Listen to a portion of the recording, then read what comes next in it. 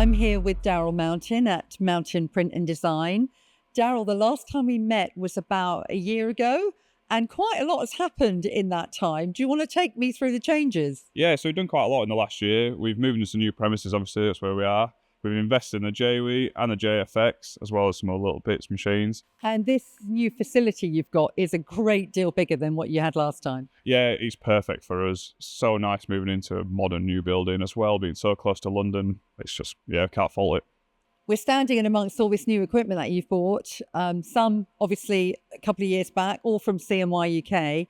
We've got the JFX500-2131 flatbed, and then we've got the big JWEI 3230 digital cutting table. Now, I know that you bought the JWEI and the flatbed together. What was the strategy behind that investment? The strategy really is to bring everything else, shorten lead times and deliver for his clients. Honestly, can't fault the UJVs, and we've got two now. We've been running them continuously for the year, so it just made sense to, once that Mimaki came up, it was a right buy for us. So you've got really nice consistency of colour, haven't you, with the three of them all working and talking together. Now, the JWEI. There's been a lot of talk about the JWEI. It's been a bit of a rock star product at CMYUK. Were you completely bowled over when you saw it, and why do you like it so much? The speed, how accurate it is, the fact that it cuts for all those materials. You know, you don't have to change the head, it's got a multi-tool changer, change the knives. It's just so easy to use. I noticed over there's a very big palette of UFABRIK materials. Now, I know that you are a big fan of UFABRIK. Tell me why. From an installer's point of view, which is one of the most important things for us, it performs really well. It's got a good stretch. We use it on the silicon edge as well. It fits in, you get a nice taut into B-matrix frames, and it prints really well on our Mimakis. And the price point is great.